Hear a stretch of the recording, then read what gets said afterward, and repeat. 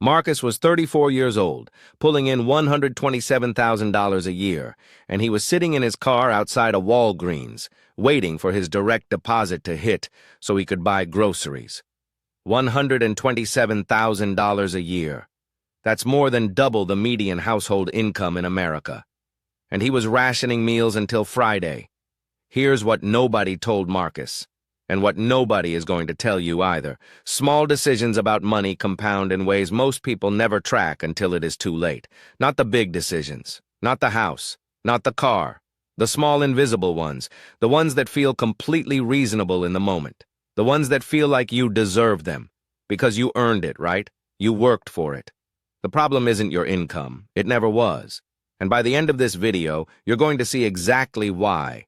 And more importantly, what you're actually supposed to do instead. Let's talk about what's actually happening out here.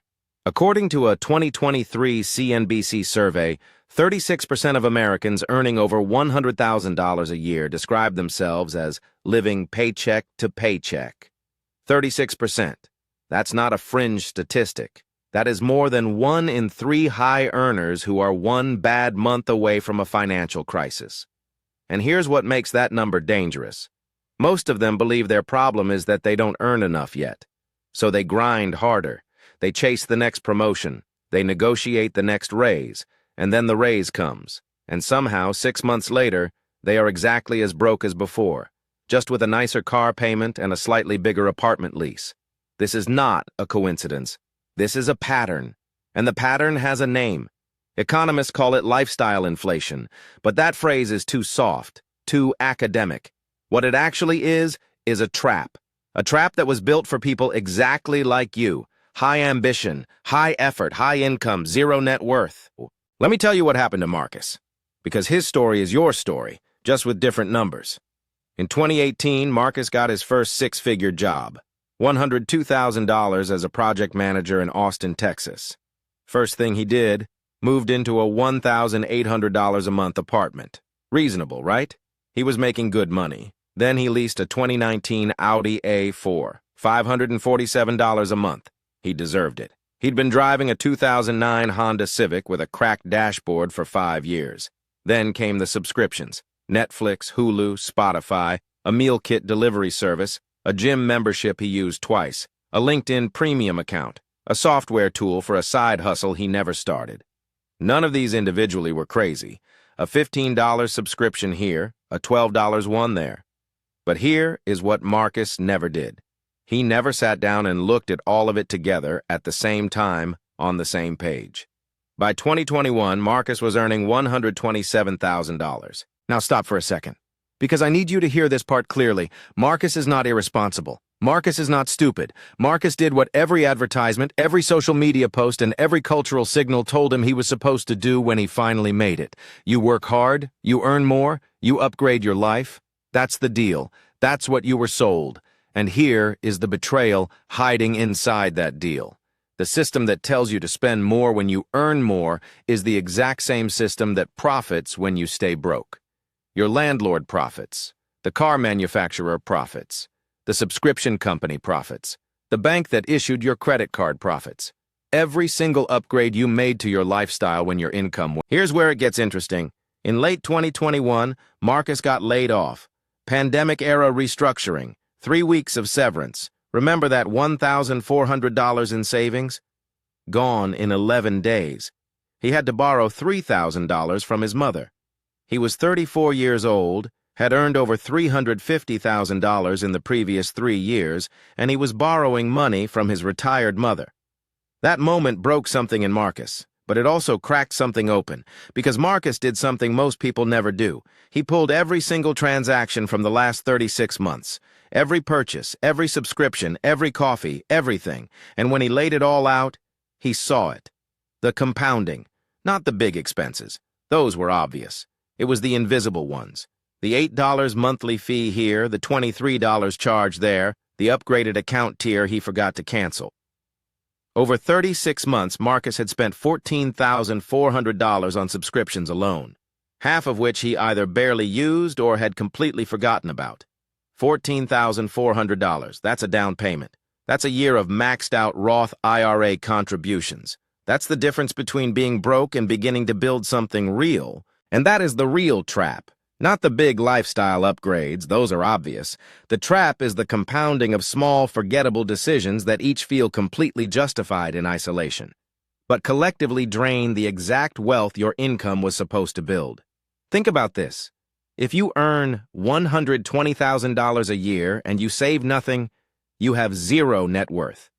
If you earn $60,000 a year and you invest $500 a month consistently for 25 years at an average 8% return, you have over $473,000. The person earning half your salary has 8 times your wealth, because wealth is not what you earn. Wealth is what you keep and what you put to work. That sentence sounds simple. It is not simple. It goes against every instinct that Here is what Marcus learned, and what I want you to take out of his story. Income growth without behavior change is just lifestyle inflation with a better-looking excuse. Every time your income goes up and your savings rate stays the same, you're running faster on the same treadmill. You feel the movement, you feel the effort, but you are in the exact same place. The people who actually build wealth at high income levels are not doing anything mysterious. They are not crypto geniuses. They are not stock-picking savants. They do one thing differently.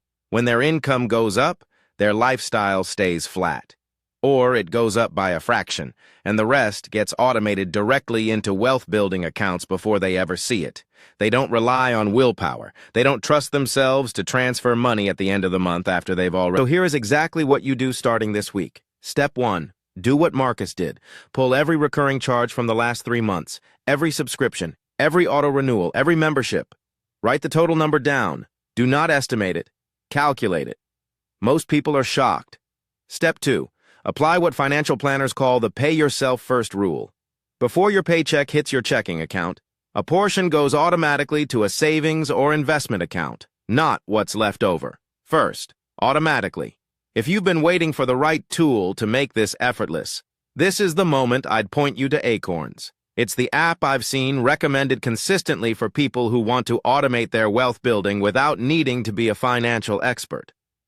Acorns automatically invests your spare change, lets you set recurring investments, and builds a diversified portfolio in the background while you live your life. The link is in the description. It is not magic, but automation is as close to magic as personal finance gets. Step 3. Set a savings rate target, not a savings amount. Percentages scale with income. Amounts don't. Start at 15%. If you're a high earner and you're starting from zero, treat 20% as your floor, not your ceiling, and increase it every time you get a raise before lifestyle creep has a chance to claim it. Marcus rebuilt. It took him 18 months of flat lifestyle and automated investing to get his first $30,000 saved. Then $30,000 became $60,000. Then it became the foundation of something that actually looked like financial freedom, not just financial performance. He told me the hardest part was letting go of the idea that earning more would eventually solve it. Because it wouldn't. It never does on its own. The income was never the problem.